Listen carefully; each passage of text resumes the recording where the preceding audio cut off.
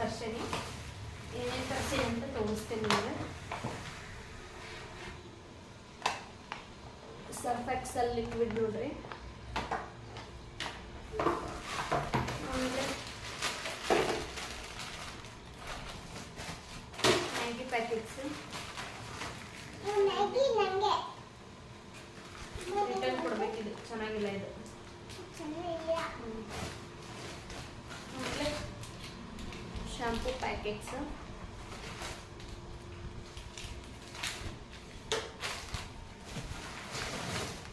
ಎಣ್ಣೆ ನೋಡ್ರಿ 1 litre already ಮನೆಯಾಗಿತ್ತು, ಹಾಗಾಗಿ ನಾನು 3 kg ತರ್ಸೀನಿ.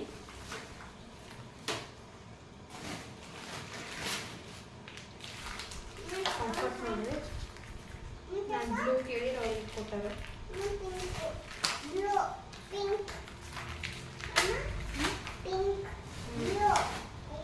ಉಳ್ಳಗಡ್ಡೆ,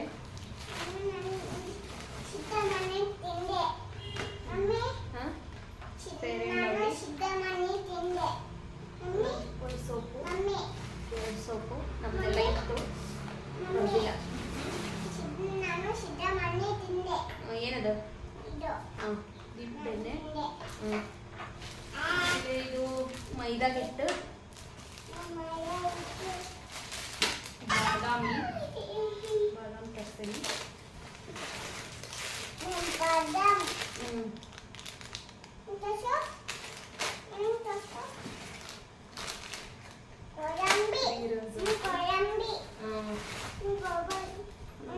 ಕಡಲೆಕಾಯಿ ಬೀಜ,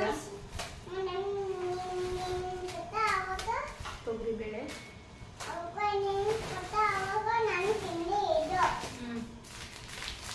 ಸಾಸಿವೆ, ಜೀರಿಗೆ, ಸೋಪು, ಸೋಪು,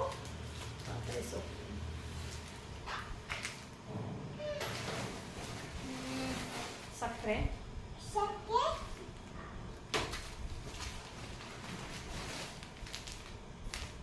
ಸಾಲ್ಟ್,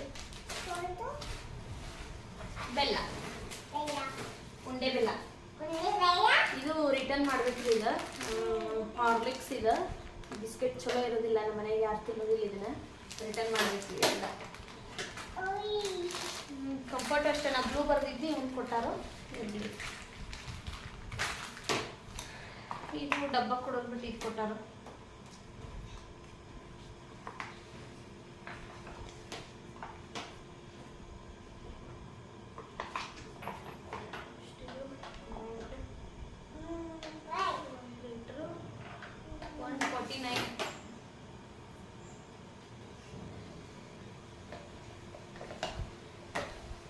ಇಷ್ಟಕ್ಕೆ ನೋಡ್ರಿ 2000 ರೂಪಾಯಿ ಆಯಿತು. ಸರಿ ನೋಡ್ರಿ, ಐಟಮ್ಸ್ ಎಲ್ಲ ತಂದು ಕೊಟ್ಟಿದ್ರು ಅವ್ರು ನಿನ್ನೆನ. ಸೌಂಡ್ ಕಡಿಮೆ ಇಡಮ್ಮ. ನಿನ್ನೆನ ಐಟಮ್ಸ್ ತಂದು ಕೊಟ್ಟಿದ್ರು ಅವ್ರು, ನಾನು ಇವಾಗ ಜೋಡಿಸ್ಬೇಕಂತೇಳಿ ತೆಗೆದನಿ. ಏನಪ್ಪ ನಿಮಗೆ ಒಂದು ತಿಂಗಳಿಗೆ 2000 ರೂಪಾಯಿ ಸಾಮಾನು ಅಷ್ಟೇ ಸಾಕೇನ ಅಂತೇಳಿ ಅನ್ಕೋಬೇಡ್ರಿ. 2000 ರೂಪಾಯಿದು ಸಾಲೋದಿಲ್ಲ. ಈಗ ಜಾಸ್ತಿ ಅಂದ್ರೆ ಒಂದು 15 ದಿವಸ ಬರ್ತೈತೆ ಅಷ್ಟೇ. ಅಂದ್ರೆ ಭಾಳ ಇರ್ತೈತಲ್ಲ ಮನೆಗೆ ತರೋದು, ಇಷ್ಟ ಐಟಮ್ಸ್ ಏನಿಲ್ಲ. ಇವಾಗ ಮನೆಯಾಗ ಯಾವುದಿಲ್ಲಲ್ಲ ಅದನ್ನು ನಾನು ಬರೋಕ್ಕೆ ತರಿಸ್ಕೊಂಡೇನೆ ಅಷ್ಟೇ. ಇನ್ನು ಉಳ್ಕಿದ್ದೆಲ್ಲ ಮತ್ತೆ ಖಾಲಿ ಆದಾಗ ಹೋಗಿ ತೊಗೊಂಡು ಬರ್ತೇನೆ. ತಿಂಗಳಿಗೆ ಒಂದು ಸರನ ಸಂತಿ ಮಾಡಬೇಕು, ಎಲ್ಲ ಬರಿಬೇಕಂತ ಏನಿಲ್ಲ. ಯಾವಾಗ ಯಾವ್ದು ಖಾಲಿ ಆಕತಿ ಅದಾದ ಹೋಗಿ ತೊಗೊಂಡು ಬಂದಿರ್ತೀನಿ. ಈ ಸೋಪದು ಎಲ್ಲ ಹಾಳಾಗೋದಿಲ್ಲ, ಅದರ ಕಾಳು ಬೇಳೆ ಇವೆಲ್ಲ ಹುಳ ಬರ್ತಾವಂಥೇಳಿ ನಾನು ಬರೀ ಅರ್ಧ kg ಅಷ್ಟು ತರಿಸ್ಕೊಂಡು ಯೂಸ್ ಮಾಡ್ಕೊಂಡಿರ್ತೀನಿ. ಮತ್ತು ಈ ಸಾಸಿವೆ ಜೀರಿಗೆ ಎಲ್ಲ ಇಂಥವೆಲ್ಲ ಊರಿಂದ ಸೇರ್ಗಟ್ಲೆ ತೊಗೊಂಡು ಬಂದಿರ್ತೀನಿ. ಆದರೆ ಈ ಸರಿ ನಾನು ಹೋದಾಗ ತೊಗೊಂಡು ಬಂದಿರಲಿಲ್ಲ, ಅಲ್ಲೂ ಮಾರಕ್ಕೆ ಬಂದಿರಲಿಲ್ಲ ಅಂತ, ಅದಕ್ಕೆ ನಮ್ಮ ಅತ್ತೆ ತೊಗೊಂಡಿರಲಿಲ್ಲ. ಅದಕ್ಕೆ ನೋಡ್ರಿ ಇಲ್ಲಿ ಪಾಕಿಟ ಸಣ್ಣ ಪಾಕಿಟ್ ತರ್ಸೇನಿ. ಇನ್ನು ಅರಿಶಿನ ಪುಡಿ ಅದು ಎಲ್ಲ ನಾನು ಅಲ್ಲೇ ಊರಿಂದನೇ ಎಲ್ಲ ಅರಿಶಿನ ಬೇರು ತೊಗೊಂಡು ಬೀಸಿಸಿದ್ರು ನಮ್ಮ ಮನ್ಯಾಗ, ಅವನ್ನ ತೊಗೊಂಡು ಬಂದೀನಿ. ಅರಿಶಿನ, ಖಾರ, ಆಮೇಲೆ ಸಾಸಿವೆ ಜೀರಿಗೆ ಇಂಥದ್ದೆಲ್ಲ ಊರಾಗ ತೊಗೊಂಡು ಬಂದಿರ್ತೀನಿ. ಇವಾಗ ನೋಡ್ರಿ ಇದಿಷ್ಟು ಐಟಮ್ಸ್ ಖಾಲಿ ಆಗಿತ್ತು ಅಂತೇಳಿ ಇದಿಷ್ಟ ತರ್ಸೇನೆ ನಾನು. ನಮಗೂ ಒಂದು ತಿಂಗಳಿಗೆ ಬೇಕು, ಒಂದು 4000 ರೂಪಾಯಿ ಬೇಕು ರೀ ದಿನಸಿ ಐಟಮ್ಸಕ್ಕೆ. 4000 ರೂಪಾಯಿ ಬೇಕು ಒಂದು ತಿಂಗಳಿಗೆ.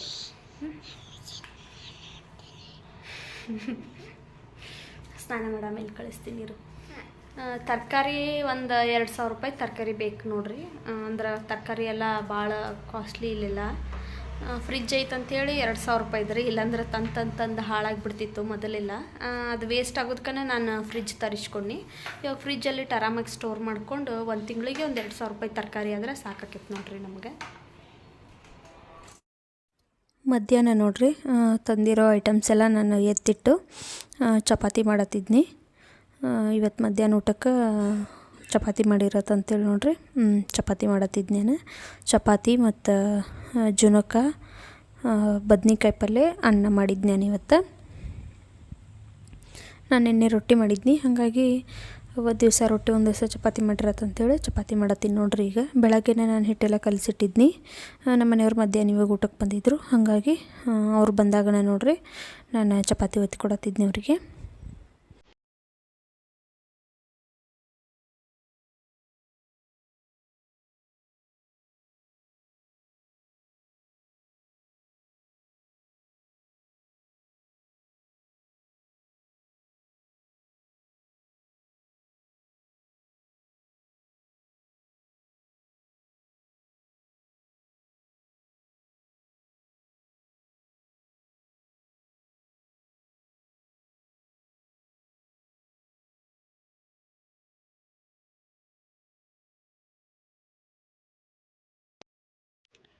ಮಧ್ಯಾಹ್ನ ಊಟ ಎಲ್ಲ ಆದಮೇಲೆ ಸಾನ್ವಿಗೆ ನೀಲ್ಸ್ ಕಟ್ ಮಾಡತ್ತೀನಿ ನೋಡ್ರಿ. ನನಗೆ ಯಾವಾಗ ನೆನಪಾಗಿರ್ತೈತಿ ಯಾವಾಗ ತೆಗ್ದಿರ್ತೀನಿ, ಇಲ್ಲಾಂದರೆ ಎವ್ರಿ ಸಂಡೇ ತೆಗಿತೀನಿ. ಒಂದೊಂದು ದಿವಸ ಸಂಡೇ ಏನಾದರೂ ಮರೆತ್ರೆ ಈ ಥರ ಆಕಿ ಮಧ್ಯಾಹ್ನ ಸ್ಕೂಲಿಂದ ಬಂದಮೇಲೆ ತೆಗ್ದಿರ್ತೀನಿ.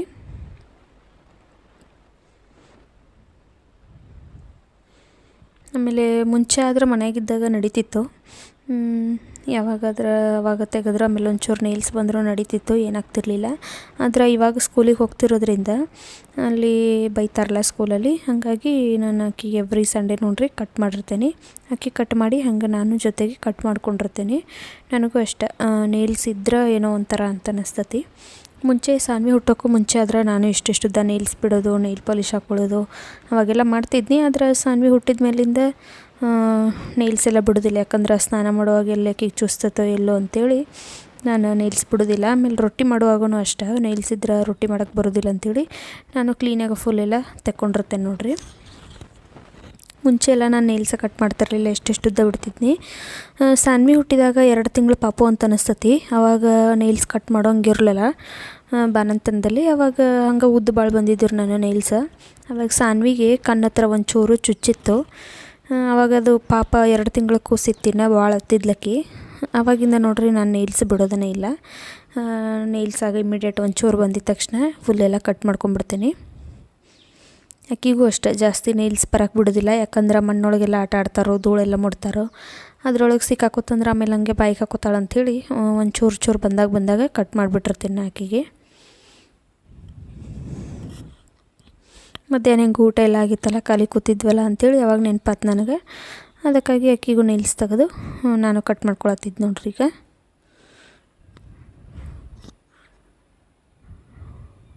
ನಮ್ಮ ಮನೆಯವರು ಊಟ ಮಾಡಿ ಕೂತಿದ್ರು, ಇನ್ನೂ ಹೋಗಿರಲಿಲ್ಲ ಅವ್ರ ಆಫೀಸ್ಗೆ. ಸಾನ್ವಿಗೆ ಊಟ ಮಾಡಿಸಿ ನಾನು ಊಟ ಮಾಡಿದ್ನಿ.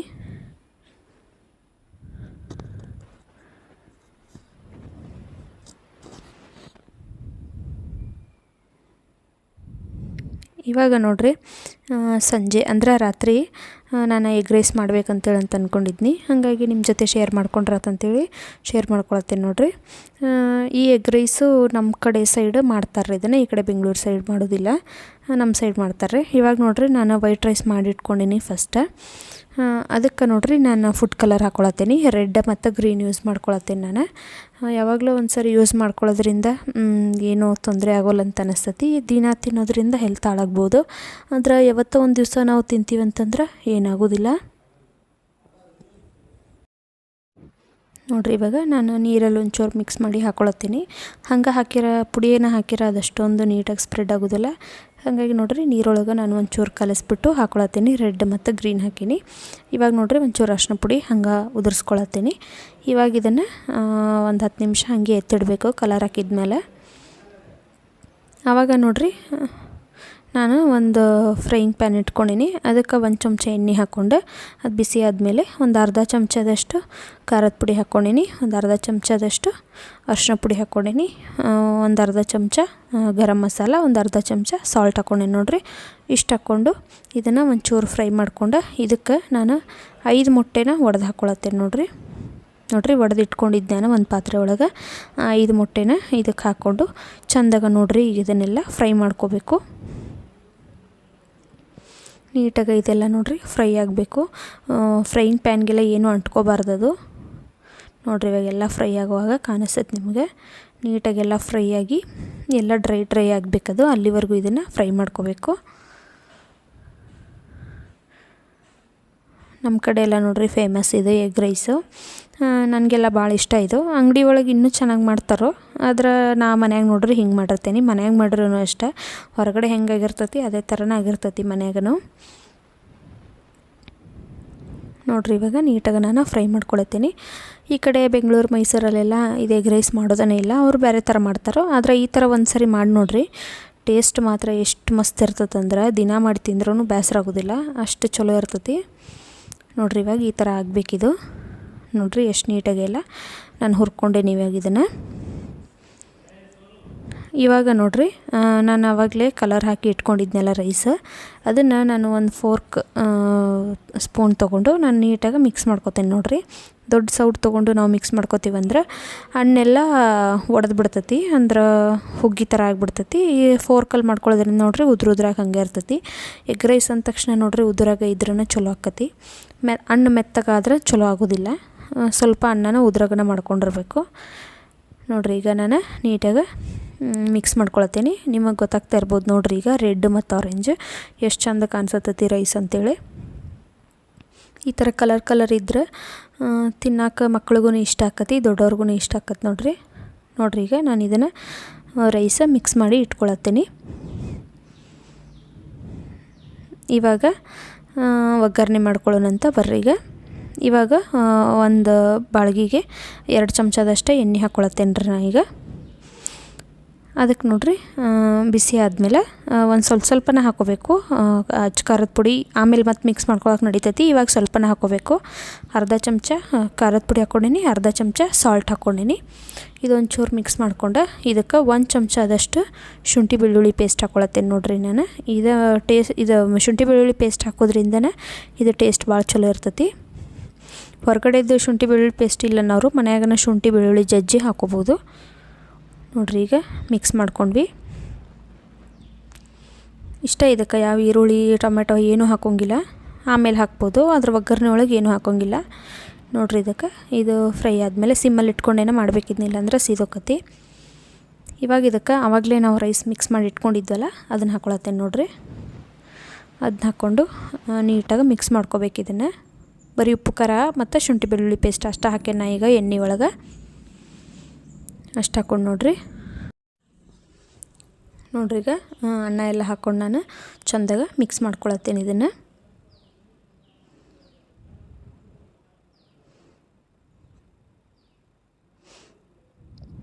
ನೀಟಾಗಿ ಮಿಕ್ಸ್ ಮಾಡ್ಕೊಂಡಾದ್ಮೇಲೆ ನೋಡಿರಿ ಎಣ್ಣೆನ ಇದಕ್ಕೆ ಕಡಿಮೆನ ಹಾಕೋಬೇಕು, ಎಣ್ಣೆ ಜಾಸ್ತಿ ಹಾಕೋಬಾರ್ದು.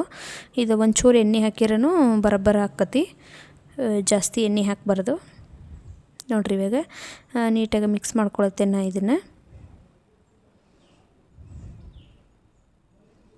ಇವಾಗ ನೋಡಿರಿ ಇದಕ್ಕೆ 1 ಚಮಚದಷ್ಟು ಗರಂ ಮಸಾಲ ಹಾಕ್ಕೊಳತ್ತೀನಿ, 1 ಚಮಚದಷ್ಟು ಧನಿಯಾ ಪುಡಿ ಹಾಕ್ಕೊಳತ್ತೀನಿ,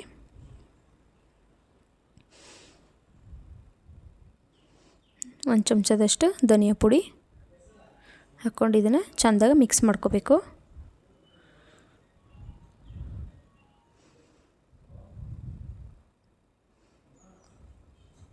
ನೋಡಿರಿ ಈಗ ನೀಟಾಗಿ ಮಿಕ್ಸ್ ಮಾಡ್ಕೊಂಡಾಯ್ತು. ಇವಾಗಿದು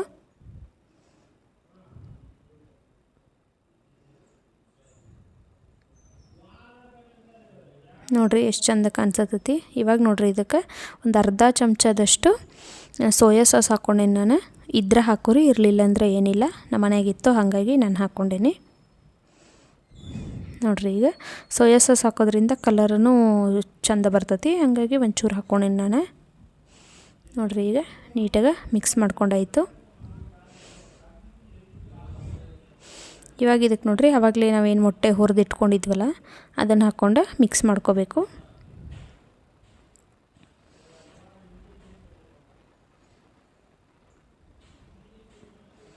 ಒಂದೇ ಥರ ಎಗ್ ರೈಸ್ ತಿಂದು ಬೇಜಾರಾಗಿದ್ರೆ ಈ ಥರ ಟ್ರೈ ಮಾಡಿ ನೋಡಿರಿ, ಟೇಸ್ಟ್ ಮಾತ್ರ ಭಾರಿ ಮಸ್ತ್ ಬರ್ತೈತಿ. ನೋಡಿರಿ ಮಿಕ್ಸ್ ಮಾಡ್ಕೊಂಡೇನ ಇವಾಗ ಇದಕ್ಕೆ ಎಲ್ಲ ಮಿಕ್ಸ್ ಆದಮೇಲೆ ಲಾಸ್ಟಲ್ಲಿ ಒಂಚೂರು ತಿಂದು ನೋಡಿ, ಆವಾಗ ಉಪ್ಪು ಮತ್ತು ಖಾರ ಕಡಿಮೆ ಆಗಿದ್ರೆ ನೀವು ಮೇಲೆ ಉದುರಿಸ್ಕೋಬೋದು. ನನಗೆ ಕಡಿಮೆ ಆಗೈತೆ ಅಂತ ಅನಿಸ್ತು, ಹಾಗಾಗಿ ನಾನು ಒಂಚೂರು ಉಪ್ಪು ಮತ್ತು ಖಾರ ಹಾಕ್ಕೊಳತ್ತೇನೆ ನೋಡಿರಿ.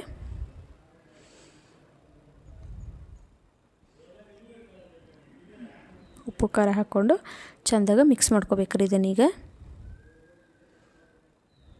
ನೋಡಿರಿ ಮಿಕ್ಸ್ ಮಾಡ್ಕೊಂಡೇನೆ.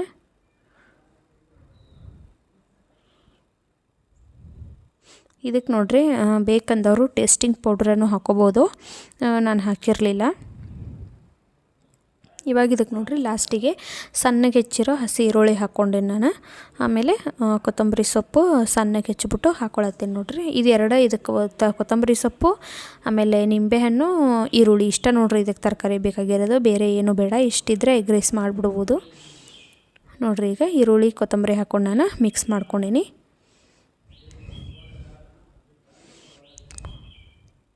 ಲಾಸ್ಟಿಗೆ ಇವಾಗ ಇದಕ್ಕೆ ಒಂದು ಅರ್ಧ ಹೋಳಷ್ಟು ನಿಂಬೆಹಣ್ಣು ತೊಗೊಂಡು ಫುಲ್ಲೆಲ್ಲ ನಿಂಬೆಹಣ್ಣು ಹಿಂಡ್ಕೊಂಡು ನಾನು ಮಿಕ್ಸ್ ಮಾಡ್ತೇನೆ.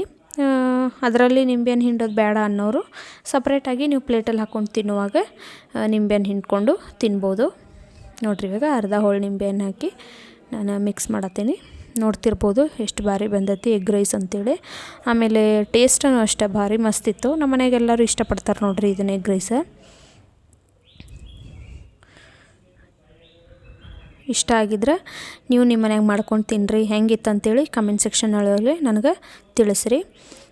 ಇವತ್ತಿನ ವಿಡಿಯೋ ಇಷ್ಟ ನೋಡಿರಿ. ಇವತ್ತಿನ ವಿಡಿಯೋನ ನಾನು ಇಲ್ಲಿಗೆ ಎಂಡ್ ಮಾಡತ್ತೀನಿ. ಈ ವಿಡಿಯೋ ಏನಾದರೂ ಇಷ್ಟ ಆಗಿದ್ರೆ ಪ್ಲೀಸ್ ಲೈಕ್ ಮಾಡಿರಿ, ಶೇರ್ ಮಾಡಿರಿ, ಕಮೆಂಟ್ ಮಾಡಿರಿ, ಸಬ್ಸ್ಕ್ರೈಬ್ ಮಾಡ್ಕೊಳ್ಳೋದಂತೂ ಮರಿಬೇಡ್ರಿ. ಇನ್ನೂ ಹೆಚ್ಚು ನಮಗೆ ಸಪೋರ್ಟ್ ಮಾಡಿರಿ. ಮತ್ತೆ ಸಿಗ್ತೀನಿ ನಾನು ನಿಮಗೆ ಮತ್ತೊಂದು ಹೊಸ ವಿಡಿಯೋ ಜೊತೆಗೆ ನಾಳಿನ ವ್ಲಾಗಲ್ಲಿ. ನಮ್ಮ ವೀಡಿಯೋಸ್ ಎಲ್ಲ ಹೇಗೆ ಬರತ್ತಾವ ಅಂತೇಳಿ ನಮ್ಮ ಕಮೆಂಟಲ್ಲಿ ತಿಳಿಸ್ರಿ. ಆವಾಗ ನಮಗೂ ವಿಡಿಯೋ ಮಾಡೋಕ್ಕೆ ಒಂದು ಮೋಟಿವೇಶನ್ ಸಿಕ್ಕಂಗೆ ಆಕತಿ. ಮತ್ತೆ ಸಿಗ್ತೀನಿ ಮುಂದಿನ ವ್ಲಾಗಲ್ಲಿ. ಅಲ್ಲಿವರೆಗೂ ಬಾಯ್.